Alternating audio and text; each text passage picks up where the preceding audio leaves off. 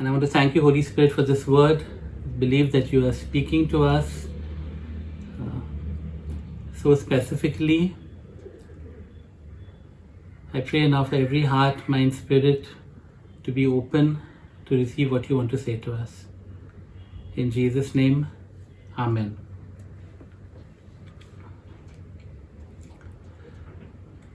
So the last couple of days, as usual, I've been waiting on the Lord, waiting for a sermon topic, nothing really, number of things churning in my head. And Saturday morning, I was up at 2:30.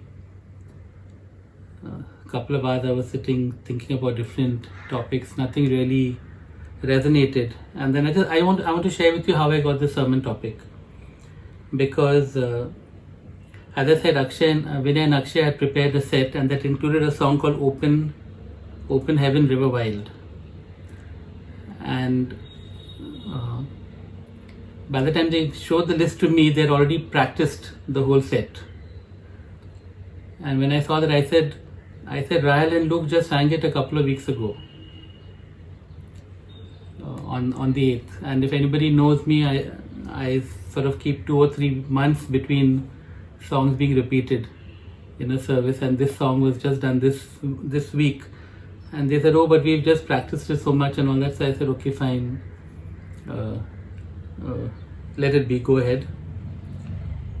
And that was that. And then as I was sitting waiting for, just thinking about what am I supposed to speak on, somehow it came back to my mind that they're doing this song Open Heaven, and a couple of verses just suddenly slotted into place. And the irony, of course, is that Akshay is unwell. He couldn't play, so in fact we didn't do the song at the end. I've told them to do it, to do the whole set next week actually, when Akshay can also play. But today's sermon is called Open Heavens. It's all taken from Deuteronomy chapter 28, just a few verses, but so we'll start with verse 23. Verse 23 says, and if you've prayed for revival, this is quite a familiar verse.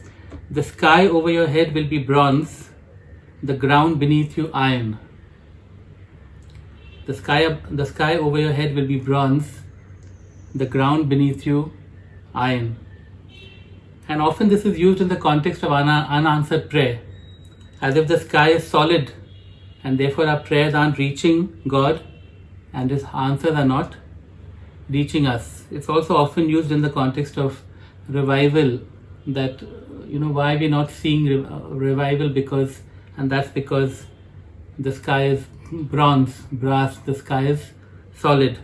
However, the context in Deuteronomy is of famine and drought, or drought and famine. So for example, it goes from, I'll read from verse 22, just before that, where God says that the Lord will strike you with wasting disease, with fever and inflammation, with scorching heat and drought, with blight and mildew, which will plague you until you perish. The sky over your head will be bronze, the ground beneath you iron. The Lord will turn the rain of your country into dust and powder. It will come down from the skies until you are destroyed. And so this picture is that the sky is like bronze, therefore no rain, because of course there can be no rain in solid metal like bronze, or water rather. And the ground is like iron, so no harvest, because obviously you cannot plow iron. And so that is the picture here in Deuteronomy 28 verse 23 or 22 to 24.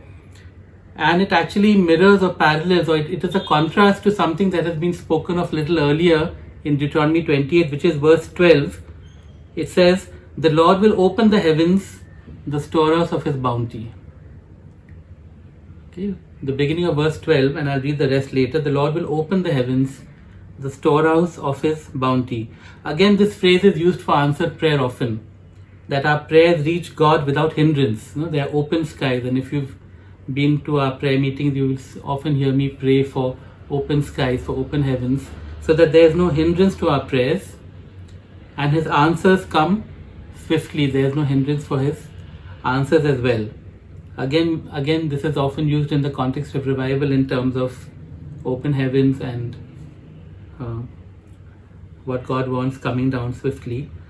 Again, the context in Deuteronomy is one of abundance, while the other was famine and drought. The opposite is abundance. I'll read the whole verse out now. The Lord will open the heavens, the storehouse of his bounty, to send rain on your land in season and to bless all the work of your hands. And so we see the contrast there. The heavens are open, so there's abundant rain. Nothing is blocking that rain. And because of the abundant rain, there's abundant harvest. So the work of our hands is blessed. And of course, God is speaking in this context very much to an agrarian economy, which is what the people of Israel were at that time. Okay, so there's abundant rain because the heavens are open. There's abundant harvest because God is saying the work of their hands would be blessed. So we see here these two contrasts. The sky over your head will be bronze, the ground beneath you iron, so there will be no rain and no harvest. On the other hand, the heavens will be open, there will be abundant rain, and the work of your hands will be blessed, there will be abundant harvest. What is the determining factor? It's there in the title of Deuteronomy 28. Blessings for obedience, and then in the middle you see curses for disobedience. So this whole chapter 28 has blessings for obedience, and there are 14. The first 14 verses describe blessings for obedience, and then the next 54 verses describe curses for disobedience. And the Jewish rabbis had some interesting theories as to why God gave just 14 verses for obedience, for blessings, and then 54 verses describing curses, but I will not go into that today. I just want to make that point that whether you have open heavens or the sky is as bronze depends on our obedience, and we look a little later at how God describes that obedience. To go back to my own story in terms of wondering what I was supposed to speak on. And when I went to this passage, when I went to that verse actually, open heavens, skies as bronze, and then realized that it's in the chapter which is about obedience, I remembered first of all that this Saturday, Sunday's invitation series messages were on obedience, a topic called Do Whatever He Tells You, which is an invitation to obedience, and that was one kind of confirmation. I'll share a second confirmation. Okay, so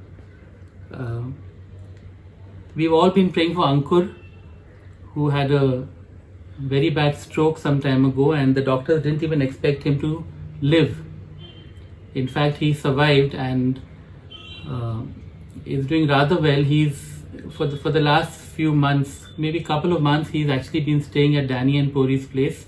From the hospital, he was shifted there, and one side of his right side is paralyzed, but he's actually able now to even walk, putting support on the right leg.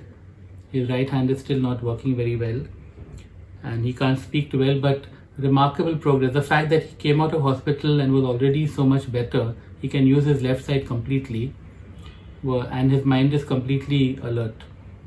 So at that time, I felt that one prayer assignment God was giving me was to go every week and pray for Ankur. And it's not been easy for me because sitting for an hour and a half each way is not good for my back, and I've been doing physiotherapy for it, but I really felt God saying go. I would have preferred to go by train, but of course they're not allowing me to go in the train because I'm not vaccinated, and I cannot get some government official to give me some fake ID that says I'm essential, because spiritual counseling or spiritual things are not essential anymore in the world that we live in today. Anyway, so So here's the story. It's been raining in in Bombay for the last 2-3 days quite heavily, and there were some reports of there may be flooding here and there. So Friday night it was raining all night. I was going to go on Saturday morning. I go early morning, 7:30 in the morning. And I knew that Vinay was going to go on Tuesday, and we had decided to go again on Tuesday because Wednesday Ankur shifts back to his home from Danny Pori's place. So in my mind, so I prepared this session, and in my mind it is that it's still raining, it's still pouring, and it doesn't make sense for me to go today Saturday. So why don't I just go on Tuesday with Vinay, and I'm sure God will be okay with that. Okay. Now what was the instruction? It was to go every week. If I didn't go on Saturday, I would not have gone that week, but I'd have gone 2 days later. Okay. So I prepared my sermon, which was on obedience. I managed to rationalize in my mind that God will be okay with not going Tuesday because He knows it's raining so heavily. I might get stuck in some, you know how Bombay, especially suburbs, are so bad when it floods. With that in mind, so it was 6:30. Then I said, so instead of getting ready to go, I'll go for a walk. I stepped out and it was pouring. It had not been pouring earlier.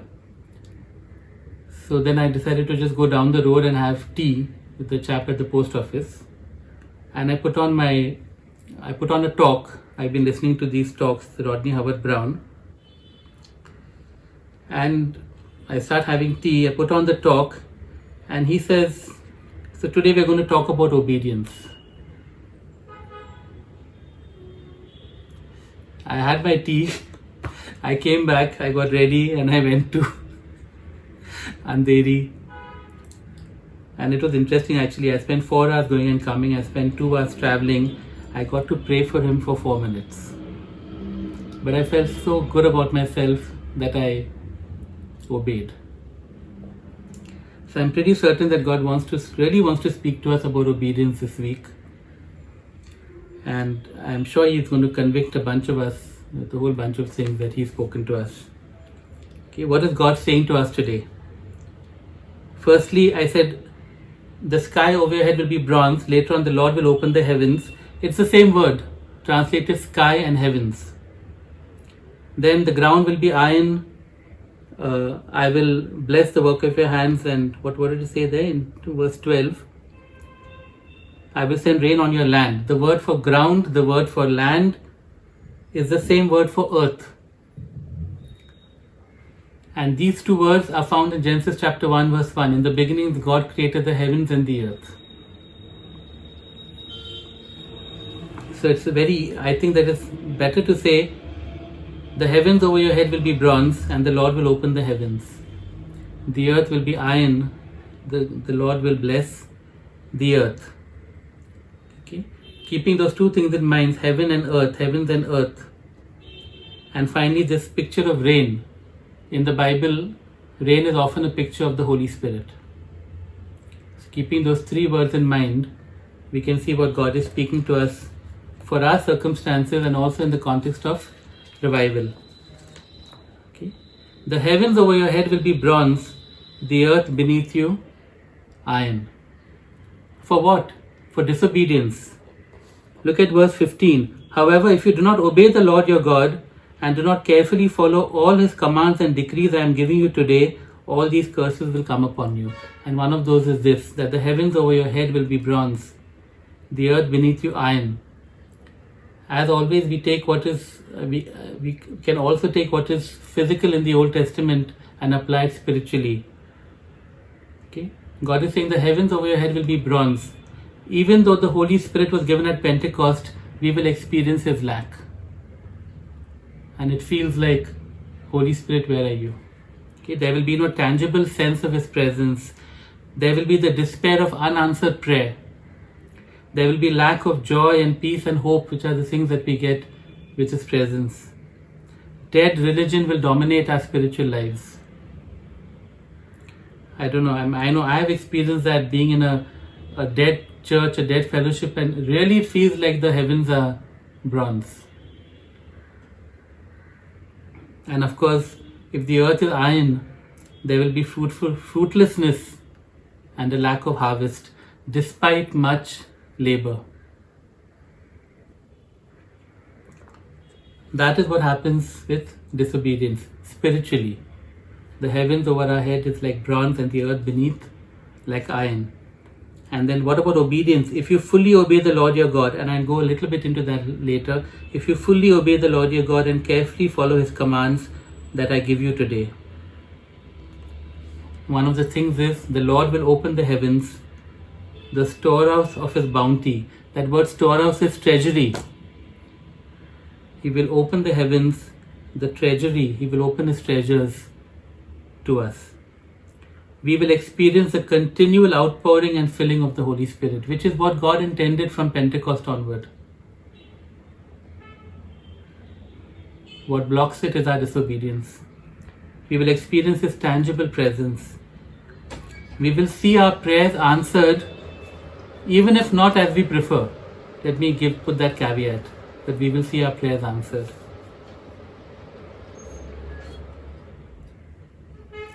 We will experience his joy. Jesus said, I give you my joy that your joy may be complete. We will experience his joy. We will experience his peace. What peace is that? The peace that passes understanding. We will experience his hope. And Paul says, and hope does not disappoint us. Dead religion will give way to a living relationship with God. And there will be abundant fruitfulness and harvest. And we can think of fruitfulness as something internal. For example, the fruit of the Spirit, and we can think of harvest as something external, the people coming to the Lord and things like that. Okay? And God is saying this, that open heavens, and often we think of open heavens in the context of revival, in the context of church. It's not about religion or church life or lively meetings. It is a matter of what earth receives from heaven. That's why I tried to tell you that. The heavens are bronze, the earth is iron, or the heavens are open and the earth is blessed. It's not just about you and me and our spiritual lives. When God talks about obedience and disobedience and connects them to open heavens, at stake is the present and future of the world, of all nations, of all peoples, starting of course with our own families and friends and neighbors. And the key is so simple: obedience. That word obedience in Hebrew, you know what it means? It means to hear, to listen. That's what that word obedience means. If you will fully obey means if you will diligently hear what I'm saying. And that's why I suddenly thought of the title of my obedience talk, do whatever he tells you. It starts with the telling actually. Do whatever he tells you. We hear God and we obey. Okay? And God is speaking. God is speaking to us. His desire is for open heavens and a blessed earth. Will his people hear and will we respond? You see, that is the simple obedience he desires. It's just like me and this Ankur thing. He said, go every week. It's a very simple thing to do. I don't know what is happening. I mean, I can say it because, wow, Ankur is getting better. Maybe it's because of me. I know so many people are praying. I know that so many doctors and other people are doing things. It doesn't matter. Will I just obey simply? And the wonderful thing is this, that when we obey simply, that simple obedience that he desires, that is what will release the blessing that we desire.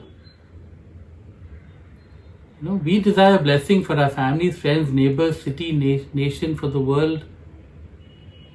We desire those blessings. And of course, God desires to bless.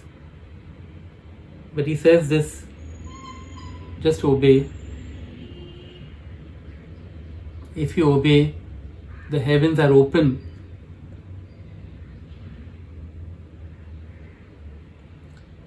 And I will bless the earth and I will bless the work of your hands.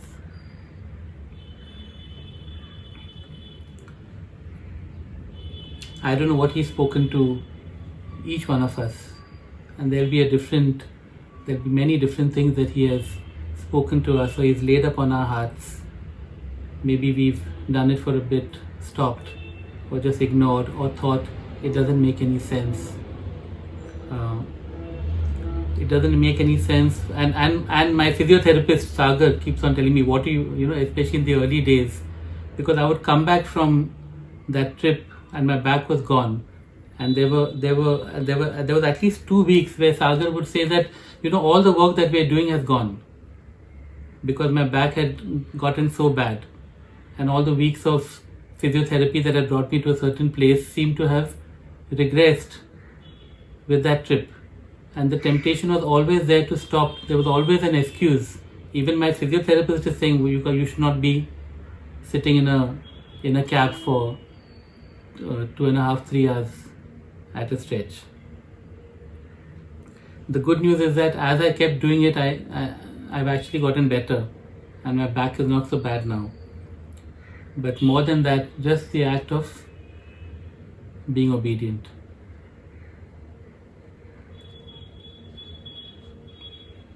And I was going to say we'll have a time of prayer, but maybe we just have a time of silence and let God remind you of just maybe 1 or 2 simple things that He has spoken in the past. And we've been either partially obedient or just negligent with our obedience. And after that I can just close this time in prayer.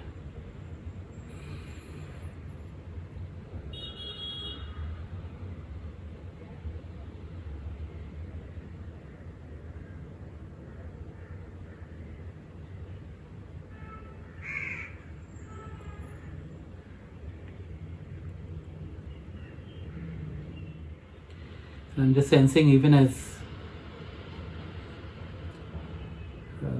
we've been praying, it seems as if the biggest obstacle to our obedience, in fact, is fear.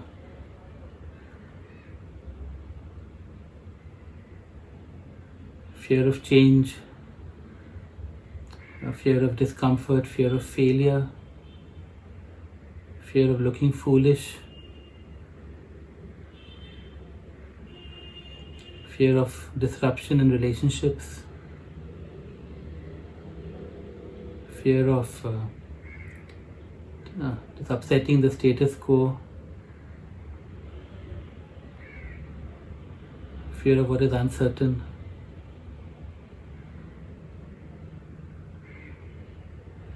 In Jesus' name, I rebuke that fear. In Jesus' name, I say it is not of God.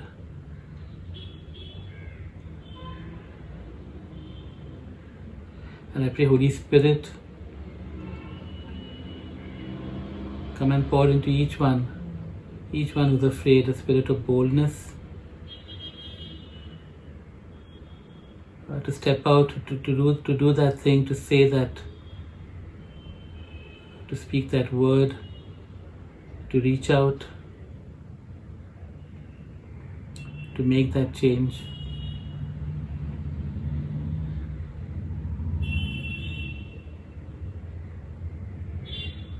I thank you for the blessing that that is just waiting to be poured out.